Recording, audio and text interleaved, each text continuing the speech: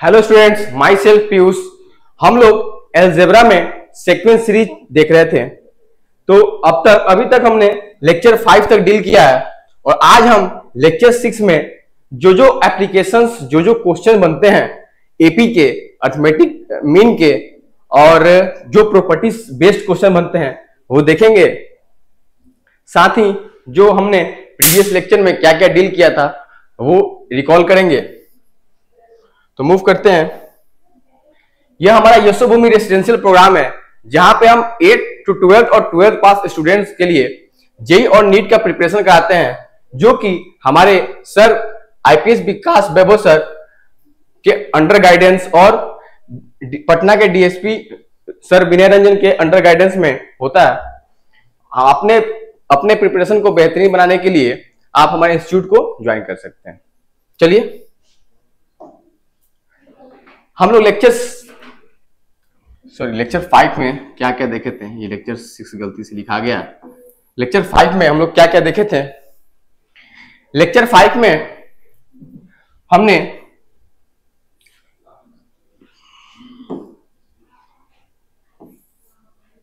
Questions based on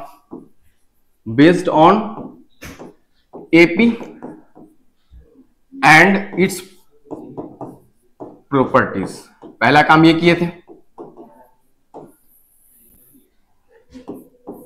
second में arithmetic mean देखे थे। अर्थमेटिक मीन जिसमें हम लोग देखे थे कि एन अर्थमेटिक मीन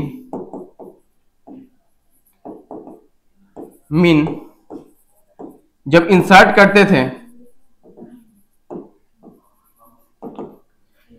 दो नंबर के बीच में, ए और बी के बीच में, लाइक A1 A2 A3 कहां तक AN, दो नंबर के बीच में हम लोग एन अर्थमेटिक मीन इंसर्ट करते थे। तो यहां से हम एक जनरल फॉर्मूला प्रिपेयर किए थे AN, क्योंकि ये हमारा क्या है T1 है और एक ये क्या है T2 है। यानी जब भी हम पहला अर्थमेटिक मीन का बात कर रहे हैं तो हमको समझ में आना चाहिए कि हम सेकेंड टर्म का बात कर रहे हैं। तो AN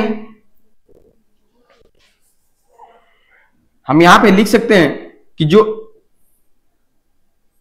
A है, सॉरी जो A1 है अर्थमेटिक मीन 1, वो क्या है, इसको बोल सकते हैं T2। यानी हम इसको ये बोल सकते हैं कि A प्लस D। इतना बात हमने बताया था। इसके बाद हम लोग कुछ प्रॉपर्टी देखे थे।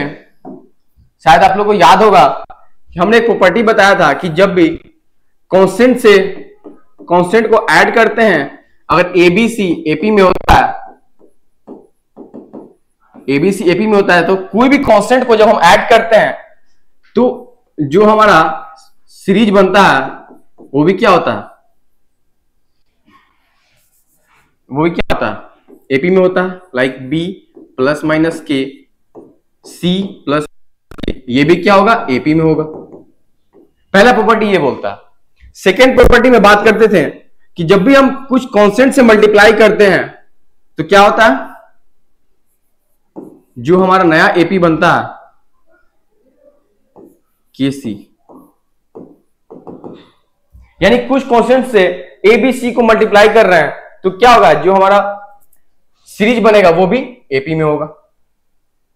फिर थर्ड में हम क्या बताए थे कि A बाई के, यानी डिवाइड करते हैं किसी भी कांस्टेंट टर्म से, B बाई के, C बाई के, ये भी क्या होगा हमारा एपी में होगा। फिर इसके बाद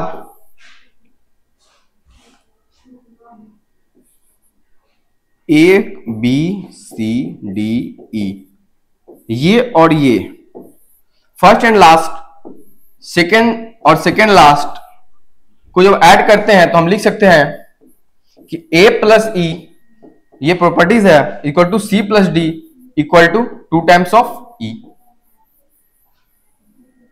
सॉरी B प्लस D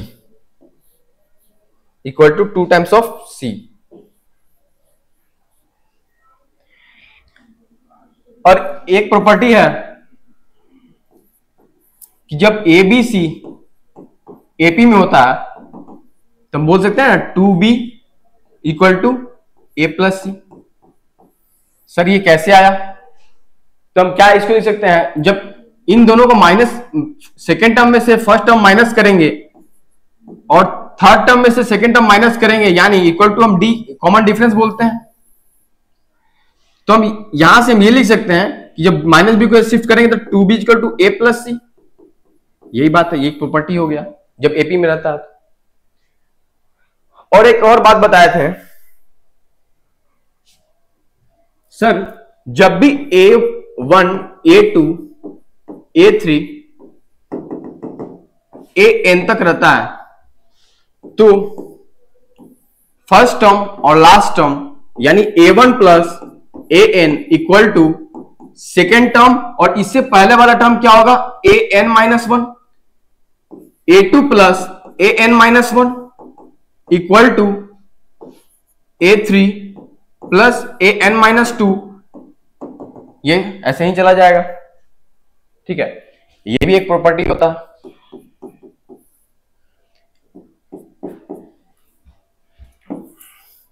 उसके बाद हम लोग अर्थमेटिक मीन के बारे में देखे थे।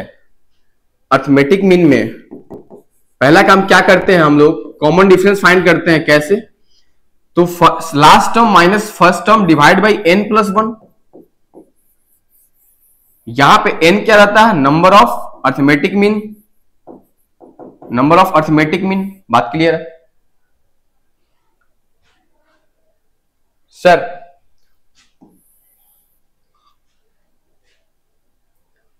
सबसे पहले लेक्चर में आपने बताया था कि जो tn है, जिसको हम लोग जनरल टर्म, लास्ट टर्म या nth टर्म भी बोलते हैं, उसको हम लोग कैसे निकालते थे, a plus n minus 1 into D, जो कि हमेशा लीनियर फॉर्म में एग्जिस्ट करता था। यानी हम tn equal to an plus B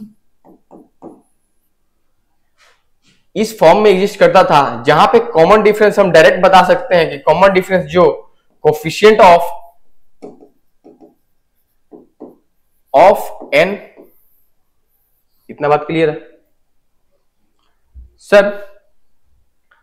tn बताए थे, फिर Sn के बाद बारे में अगर डिस्कस करते हैं तो Sn में Sn का फॉर्मूला क्या बताया थे कि n by 2 2a plus n minus 1 into D. हाँ या ना? या इसको हम लिखते थे n by 2 first term plus last term. हाँ या ना? और एक बात हमें याद है कि Sn हमेशा एग्जिस्ट करता है तो क्वाड्रेटिक इन नेचर होता है, इन नेचर होता है। इसी पे बेस्ड कुछ क्वेश्चन देखेंगे, ये कि लास्ट लेक्चर होगा एपी पे और उसके प्रॉपर्टीज पे। इसके बाद हम लोग मूव करेंगे तो देखेंगे जीपी क्या होता है, जीपी के प्रॉपर्टीज को डिस्कस करेंगे। फिर ज्योमेट्रिक मीन देखेंगे, जीपी के टीएन टर्म देखेंगे कैसे फाइंड करते हैं, ठीक है। उसके बाद उस पे बेस्ड क्वेश्चन करेंगे, फिर मिसलेनियस टाइप क्वेश्चन करेंगे, ठीक है। चलते हैं, आगे बढ़ते हैं। Find the 19th term from the end, from the last, and या लास्ट ऑफ द एपी 3, 6, 9, 12 कहां तक, 72 तक क्वेश्चन ट्राई करेंगे। लास्ट टर्म के लिए सर बताए थे, last term from the end find करना होगा, यानी nth term from the end find करना होगा। nth टर्म फ्रॉम एंड इसका फॉर्मूला क्या बताए थे, L last term minus n minus 1 into D. उम्मीद है याद होगा। इसी को अप्लाई करेंगे। लास्ट टर्म हमारा दे रखा है L, डी कैसे फाइंड करेंगे सर, सेकेंड टर्म में से फर्स्ट टर्म को माइनस करेंगे तो क्या मिल रहा है 3, फिर इसमें से इसको माइनस करें क्या मिल रहा है 3, यानी डी हमारा कितना है 3 है। एल मिल गया, एल दिया हुआ है क्वेश्चन में, डी फाइंड कर लिए। चमका, डी फाइंड कर लिए। अब यहां पे सर पुट कर देंगे, क्या पूछा है 19th टर्म, यानी 19th टर्म पूछ रहा है फ्रॉम इंड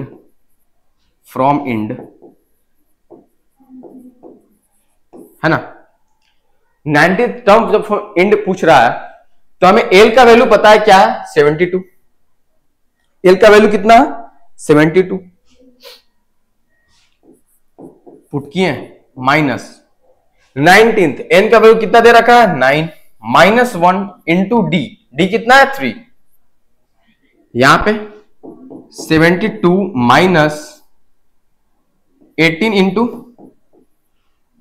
यानी 72 माइनस 18 इंटू 3 54,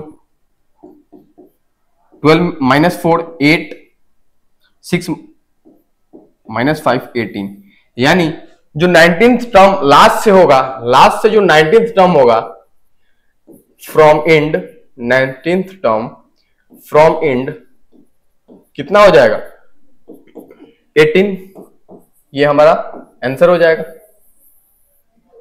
क्लियर है ना।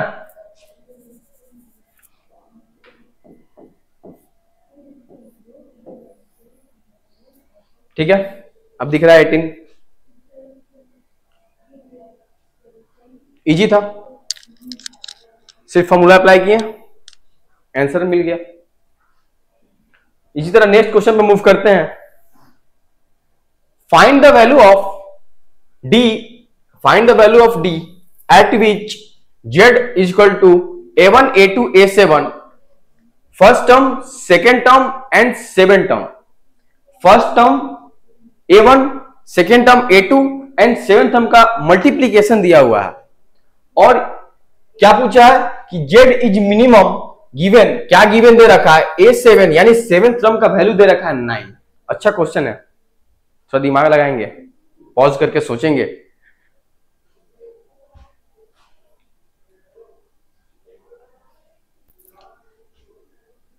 क्या दे रखा है a7 का वैल्यू कितना दे रखा है 9, हाँ या ना। एक बात बताइए, a7 का वैल्यू 9 दे रखा है, हम a6 का वैल्यू लिख सकते हैं 9 माइनस x, हाँ या ना। इसी तरह a5 का वैल्यू 9 माइनस 2x, क्या कर रहे हैं लास्ट टर्म से स्टार्ट कर रहे हैं from the end.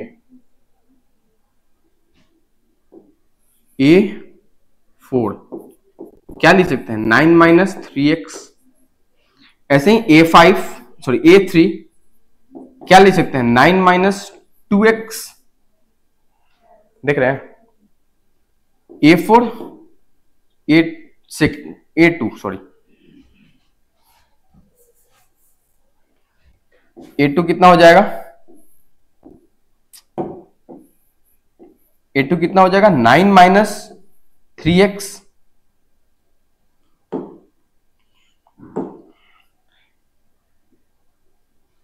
Nine minus 3x 4x होगा यहां पर।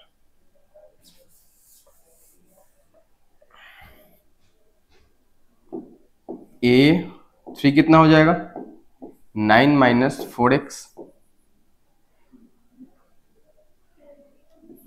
a2 क्या जूम करेंगे 9 माइनस 5x, इतना में काम हो जाएगा। a7 है, a2 मिल गया, a1 मिल गया, नहीं a1 नहीं मिला सर, a1 लिख लेते हैं। a1 कितना होगा 9 माइनस 6x, ठीक है। अब हम z लिख सकते हैं, यहां से z लिख सकते हैं। a1 कितना है सर, a1 है 9 माइनस 6x, क्योंकि यहां पे हम क्या किए थे, d को कितना माने थे, db x है ना, x माने थे। a2 की जगह कितना लिख सकते हैं हम 9 माइनस 5x, A1 A2 हो गया, A7 का वैल्यू दे रखा है 9। अब Z को हम ओपन करेंगे तो कितना हो जाएगा, इसको मल्टीप्लाई करेंगे, 9 9 जा 81 minus 50x minus 6 minus 54x plus 30x square, और ब्रैकेट में क्या है हमारा 9 है। फिर से इसको ओपन करेंगे, ये मिलके कितना हो जाएगा 549 minus 99x 81 plus 30x square into 9। Solve करेंगे, इसको मल्टीप्लाई करेंगे अंदर में तो कितना आएगा, 9 1 जा 9 72 माइनस 1 9 9 जा 81 1 8 9 9 जा 81 और 89 x प्लस एक्स स्क्वायर। सही है, ये जेड का वैल्यू है। अब मिनिमम के लिए हम क्या करते हैं, dz by D x differentiate, dz by D x क्या करेंगे, 0 करेंगे, है ना, कल ही बताए थे, कल भी एक ऐसा क्वेश्चन किए थे। अब यहां पे कांस्टेंट टर्म है, इसको डिफरेंशिएट करेंगे x के रिस्पेक्ट में तो क्या हो जाएगा, 0 हो जाएगा। इसको करेंगे तो कितना आएगा, minus 891 plus 540x equal to कितना हो जाएगा, 0 हो जाएगा। इतना 0 करेंगे, फिर x को हम लिख सकते हैं 891 बाई 540 और x को क्या माने थे, d इक्वल टू कितना आ गया, इसको सिंप्लीफाई कर लेंगे,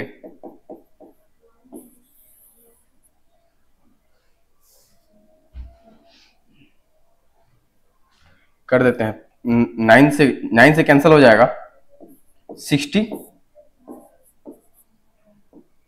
99 बाई 60 और हो जाएगा इसको कम सिंप्लीफाई, यानी 33 बाई 20।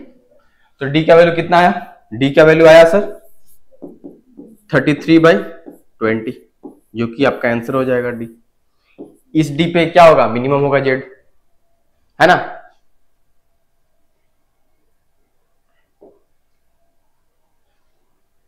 क्वेश्चन दे रखा है, if a1 a2 a3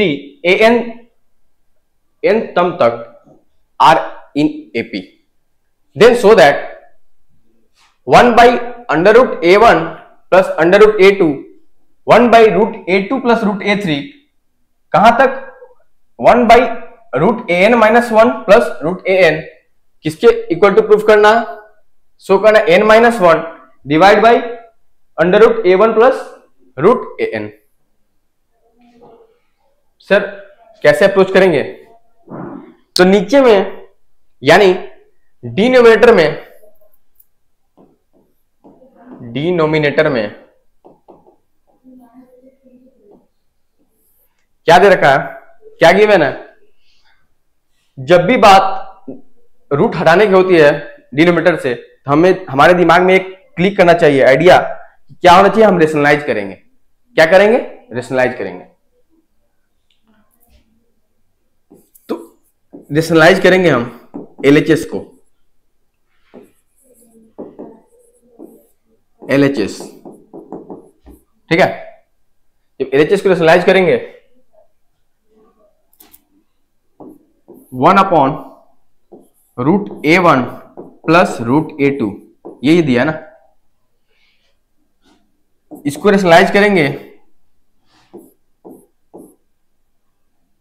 root a1 minus root a2 से, ऊपर भी क्या आ जाएगा, root a1 minus root a2, ठीक है। फिर सेकेंड टर्म क्या है, ऊपर क्या आ जाएगा, नीचे से रेशनलाइज करेंगे तो a2 minus root a3, direct लिखते हैं, एक करके लिख दिए, दिखा दिए यहाँ पे, डायरेक्ट लिखते हैं इसको यहाँ पे, तो under root A2 plus root A3 minus में रूट A2। अभी आगे पता चलेगा कि रेशनलाइज करने का क्या फायदा है। कहां तक आएगा, ऊपर में क्या चला जाएगा, root AN minus 1 minus root AN divide by root AN minus 1 plus root AN into root AN minus 1। ज्यादा कंजेस्टेड हो गया, root AN minus 1 minus root AN।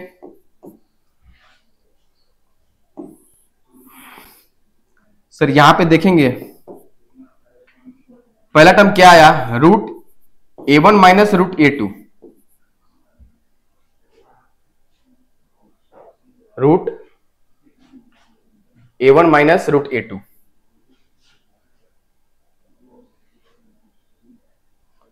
एक काम करते हैं, यहां पे हम रूट A2 कर देते हैं, A2 माइनस A1 कर देते हैं, A2 माइनस A1। यहां भी A3 माइनस A2 करते हैं, नहीं तो फिर कैंसिल नहीं होगा।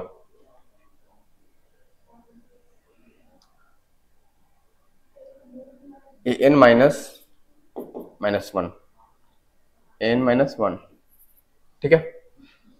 यहां पे देखेंगे ऊपर में क्या आया, root A2 minus root A1 divide by ये A प्लस बी और A माइनस बी क्या आया, A2 माइनस A1। ऐसे ही सेकेंड टर्म में root A3 minus root A2 divide by नीचे में क्या आया, A3 माइनस A2। ऐसे ही टर्म चला जाएगा एन टर्म तक। तो नीचे में क्या आएगा, नीचे में आएगा सर AN माइनस 1, ऊपर में क्या आएगा, रूट AN माइनस 1। हाँ या ना। सर एक बात बताइए, A2 माइनस A1 जब करेंगे तो ये यानी तो कॉमन डिफरेंस है, A3 माइनस A2 भी क्या है, D है, AN माइनस AN माइनस 1 क्या है, D है। तो यहां से हम लिख सकते हैं,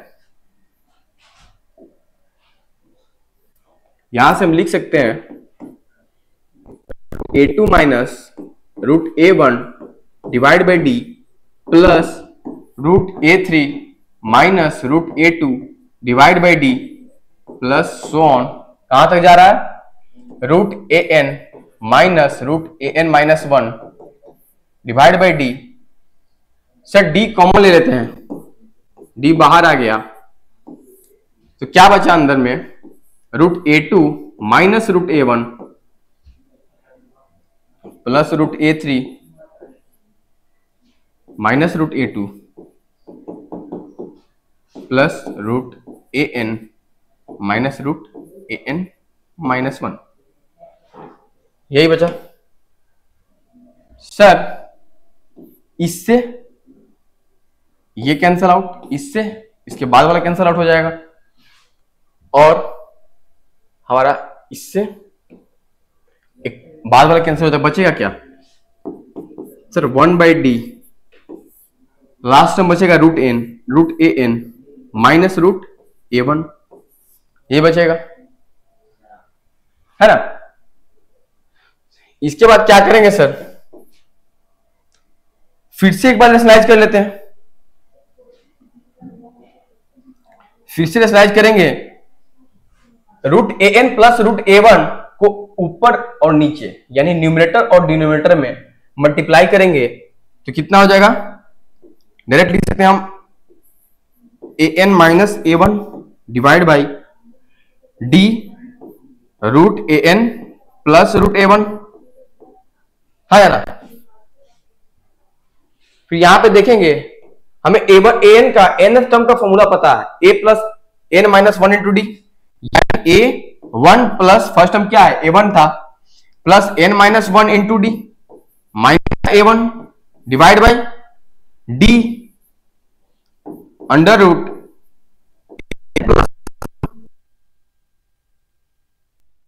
A1 से A1 कैंसल आउट और D से D कैंसल हो जाएगा, क्या बचेगा, N minus 1 divide by under root A N plus under root A one, जो कि हमारा RHS के इक्वल है। तो क्या हो गया, यहां से प्रूव हो गया, हम बोल सकते हैं यहां से प्रूव हो गया RHS की इक्वल है n-1 divide by under root A N plus A one. क्या हमारे क्वेश्चन में था RHS में, प्रूव हो गया, समझ में आया। दो बार रेशनलाइज किए, एक यहां पे रेशनलाइज किए और एक आंसर जब सेकेंड पार्ट में यहां पे रेशनलाइज किए। जब डिनोमिनेटर में था, हटाना था, नीचे लाना था, तो इसको यहां पे रेशनलाइज किए। इसी तरह नेक्स्ट क्वेश्चन में मूव करेंगे। If x, y, z are real number satisfying equation 25 9x square plus y square plus 9z square equal to 15 into 5xy plus yz plus 3zx, then check xyz। xyz क्या है, check करना है कि AP में है या नहीं है ना। चेक करेंगे एपी में है या हो सकता है जीपी में हो, अभी जीपी नहीं पढ़े हैं वैसे, लेकिन चेक करेंगे, एक बार चेक करेंगे।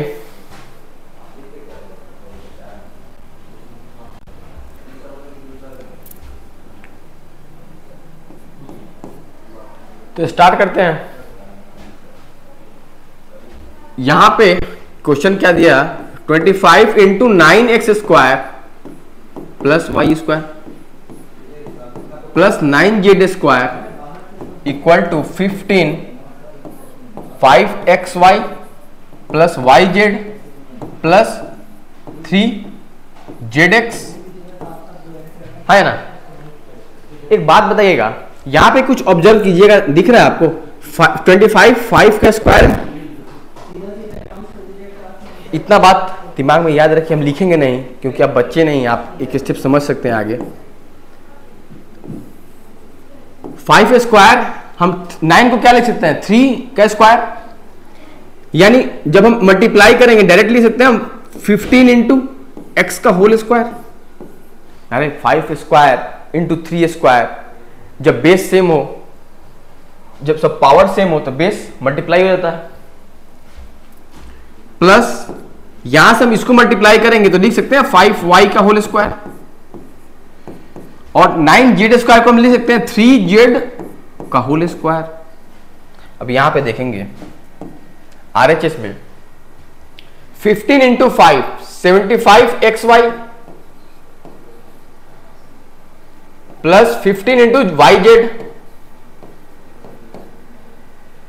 45 इंटू zx। इतना तक क्लियर है, मल्टीप्लाई कर दिए simple.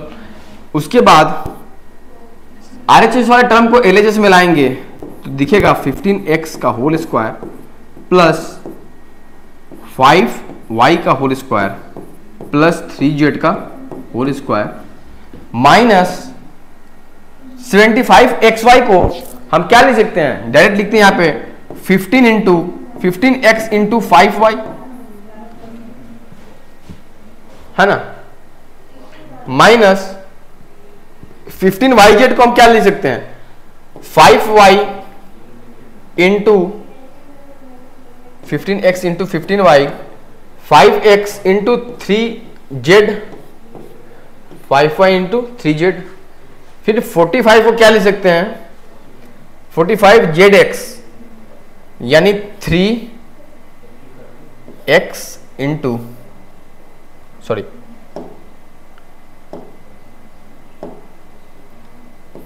15x into 3z equal to 0। अब कुछ फॉर्मेट में दिखेगा, अगर हम एक बात पूछें कि sir a square plus b square plus c square minus ab minus bc minus ca equal to 0 है, अगर हम यहां पे 2 से डिवाइड करके 2 से मल्टीप्लाई कर दें होल में, तो यहां पे हम लिख सकते हैं curly bracket a minus b का whole square plus b minus c का whole square plus c minus a का होल स्क्वायर। हाँ या ना? इतना तो लिख ही सकते हैं ना।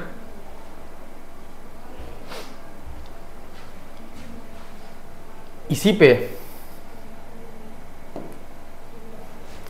जब यहां पे हम 1/2 से मल्टीप्लाई करेंगे और 2 से अंदर में मल्टीप्लाई कर देंगे पूरे होल इक्वेशन को, तो हम यहां पे लिख सकते हैं ना 1/2 कर्ली ब्रैकेट, ए की जगह क्या हो गया 15x, बी की जगह 5y, सी की जगह 3z।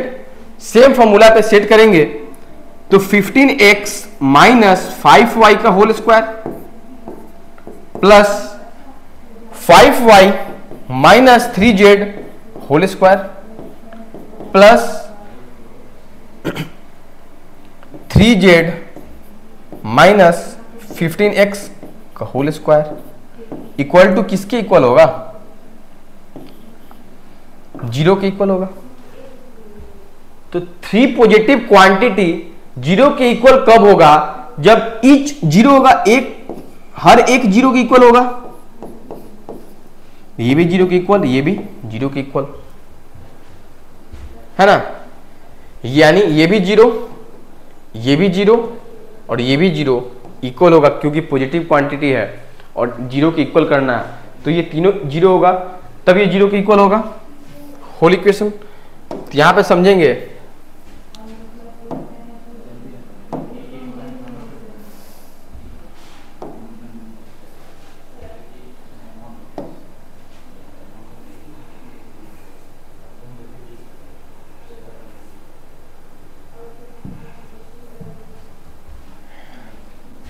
यहां पे क्या था,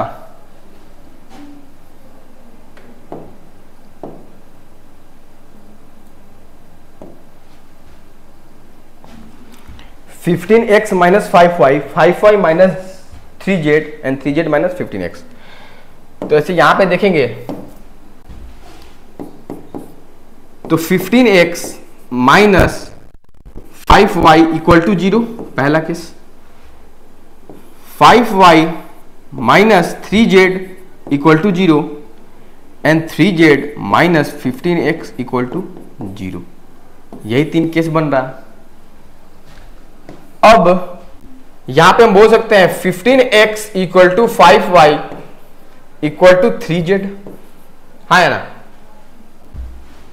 15 से डिवाइड दे देंगे, 15 से 15 गया 3, 3 से 5, यानी ये किस फॉर्म में दिख रहा है? x/1 equal to y/3 equal to z/5। अगर इक्वल टू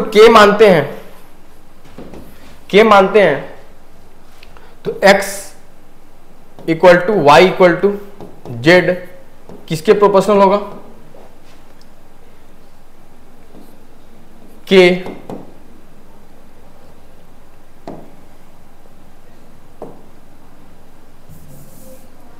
यहां से हम बोल सकते हैं x y z किसके प्रोपोर्शनल होगा? k 3k and 5k। यानी चेक करना था कि x y z क्या है, किसमें है, किस फॉर्म में है। यहां पे देखेंगे तो इसका कॉमन डिफरेंस 2, 3 में से 1 गया 2, 5 में से 3 गया 2, तो कॉमन डिफरेंस आया 2। यानी ये x y z किस में है? x y z AP में है। बात समझ में आया? x y z किस में है? AP में है। x y z AP में। ऐसे सॉल्व करेंगे। इसके बाद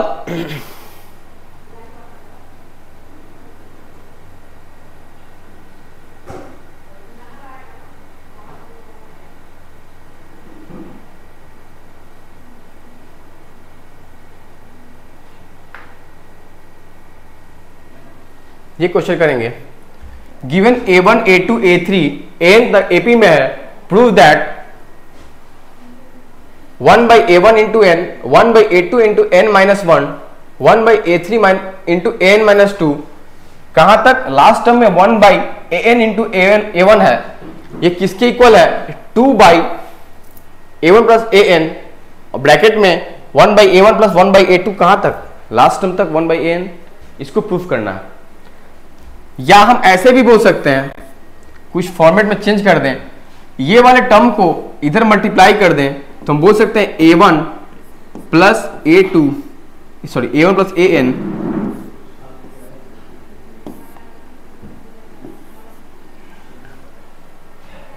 नहीं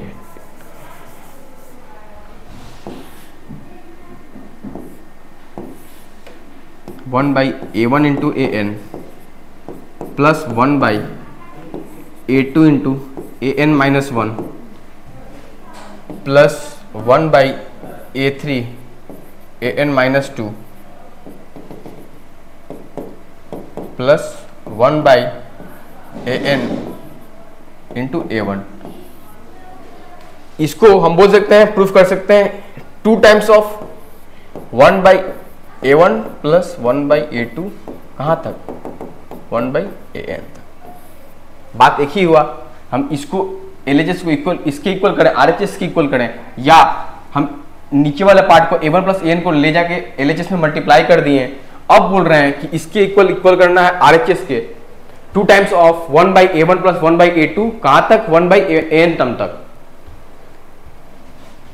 तो यहां पे हम लोग बेसिकली एक प्रॉपर्टीज का यूज करेंगे, जो हमने एपी का प्रॉपर्टीज पढ़ा है उसका यूज करेंगे।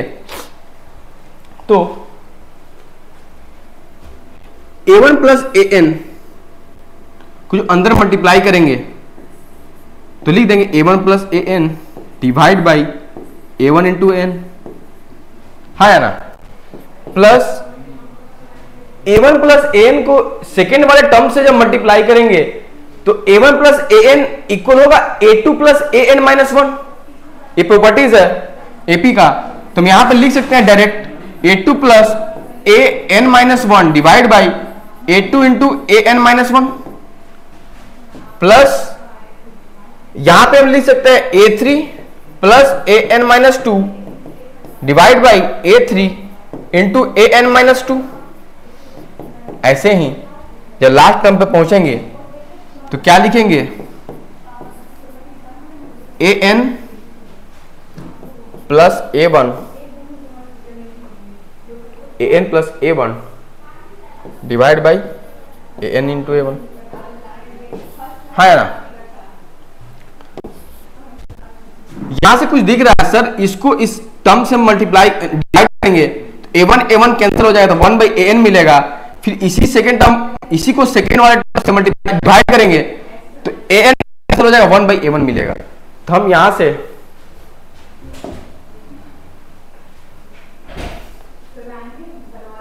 वन बाई क्या था,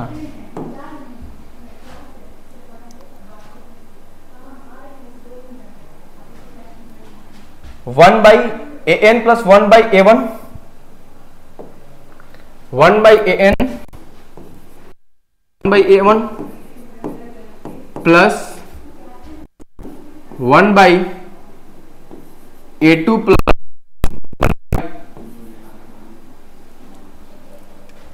AN minus 1 plus 1 by A3 plus 1 by AN minus 2 1 by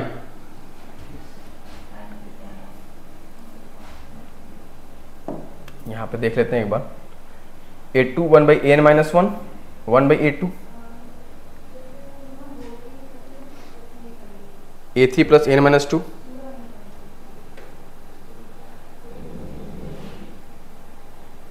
ठीक है।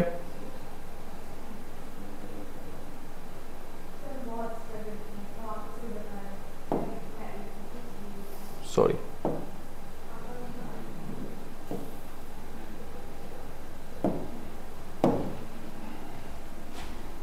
एक चीज ऑब्जर्व करेंगे, हमें लास्ट टर्म में क्या था, AN, लास्ट टर्म में क्या था AN प्लस 1, तो यहां पे आएगा 1 बाई A1 और 1 by AN, 1 by AN, sorry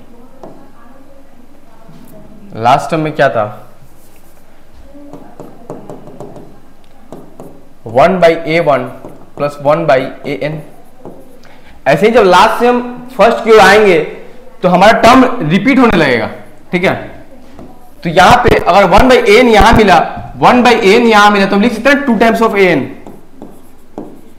plus 1/a1 यहां मिला, 1/a1 यहां मिला, तो हम लिख सकते हैं ना 2/a1। ऐसे ही 2/a2, 2/a3, 2/a3, ठीक है। तो हम यहां पे लिख सकते हैं 2 जब बाहर कॉमन ले लेंगे और शिफ्ट कर देंगे, इसको अच्छे से ढंग से सजा देंगे, तो 1/a1 plus 1/a2 plus dot dot dot कहां तक, 1/an तक। यही तो हमें शो करना था, इक्वल टू RHS। बात क्लियर?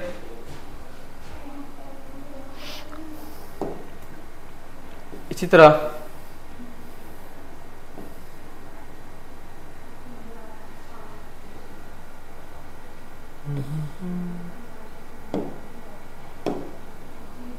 दो एपी दे के कॉमन नंबर ऑफ टर्म्स पूछे एपी में, दोनों बोथ एपी में, पहला एपी ये है, पहला AP first AP, second AP ये है, दोनों में कॉमन नंबर ऑफ टर्म्स पूछे, क्या बोलते हैं, कैसे फाइंड करते हैं, ये देखेंगे क्वेश्चन। फर्स्ट एपी क्या दे रखा, 71, 21, 25, 29, कहां तक, लास्ट टर्म है 217, ठीक है। सेकेंड क्या दे रखा, 16, 21, 26, कहां तक, 266। जब भी हम कॉमन टर्म का बात करते हैं तो पहला का डी चेक करते हैं, D1, फिर दूसरा का चेक करेंगे D2, ठीक है। यहां पे D1 क्या है, 4, यहां पे क्या है, बोलिए 4, 5, यहां पे 5। D1 कितना आया, 4, D2 कितना आया सर, 5। जब भी कॉमन एपी का बात करते हैं, जब भी हम कॉमन नंबर ऑफ टर्म्स का बात करते हैं, उससे पहले हम कॉमन एपी फाइंड करते हैं। तो दोनों से मिलके जो एपी बनेगा उसे क्या बोलते हैं हम, कॉमन एपी।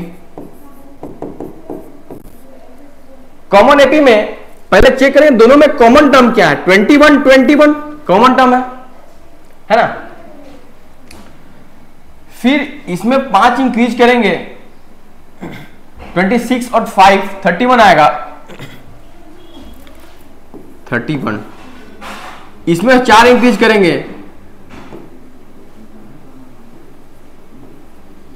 कितना आएगा, इसमें 4 इंक्रीज करेंगे तो कितना आएगा, 33।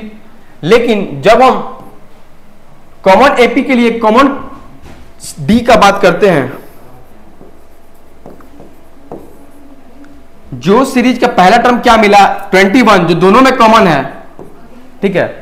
और इसके लिए कॉमन डी क्या होगा, वो होगा एलसीएम ऑफ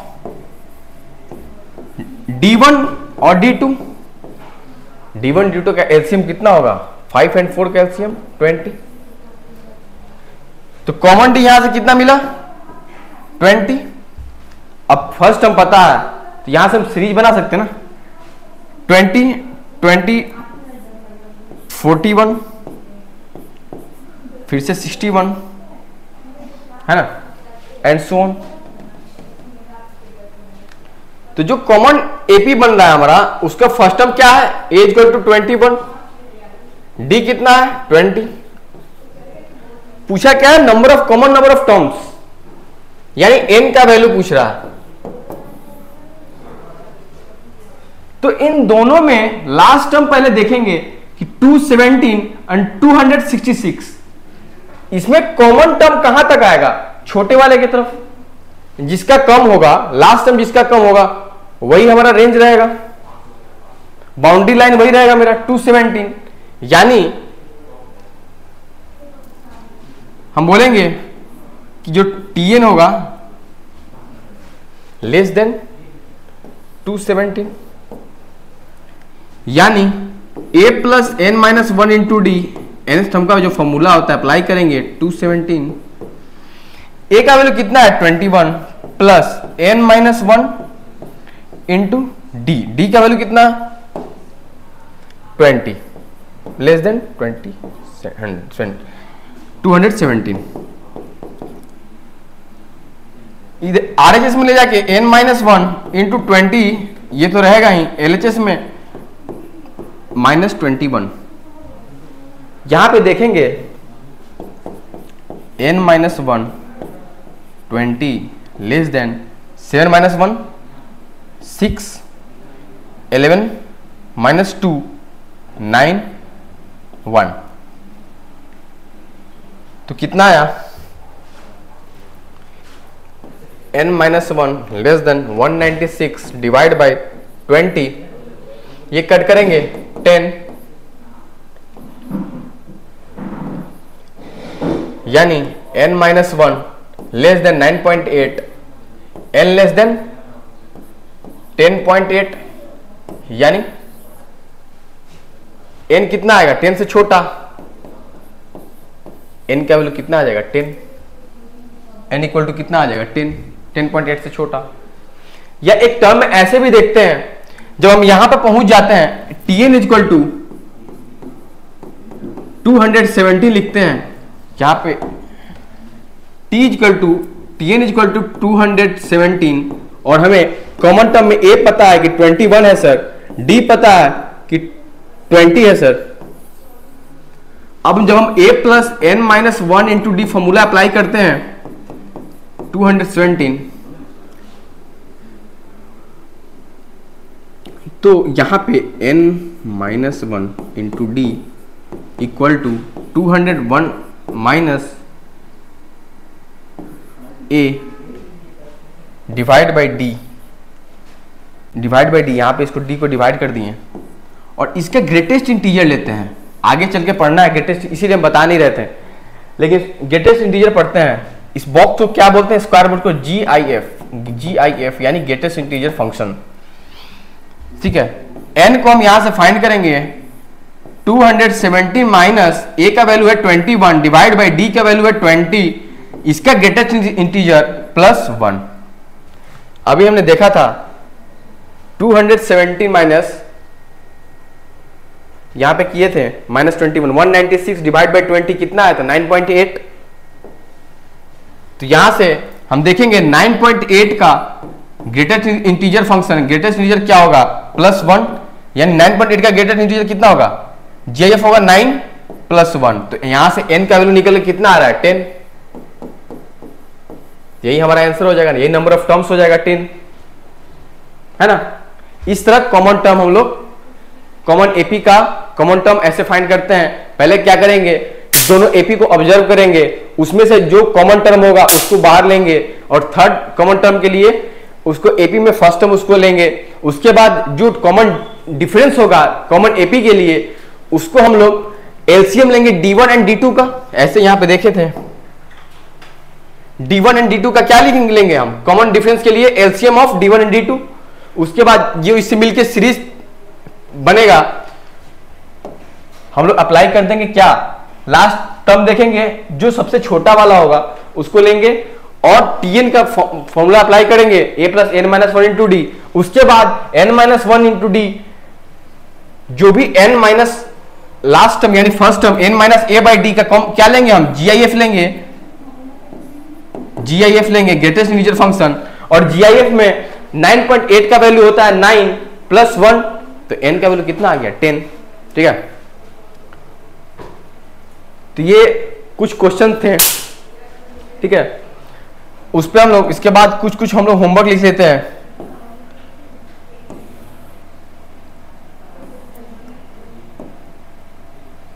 एक ये होमवर्क लिखिएगा, इसी टाइप का हमने सॉल्व किया था, अभी प्रूफ किया था, ये कर से ट्राई करेंगे प्रूफ में। उसके बाद एक ये ट्राई करेंगे कि अगर a square b square c square AP में है then prove that 1 by B plus C C plus A plus B क्या होगा। तो हम एक यहाँ पे हिंट देते हैं, यहाँ पे एक हिंट देते हैं, यहाँ पे कुछ एज्यूम कीजिएगा, जैसे हम शॉर्ट ट्रिक बताया था ना ए बी सी जब एपी में हो तो कैसे 1 2 3 मानते हैं, कुछ अपने मन से कुछ सोचिएगा।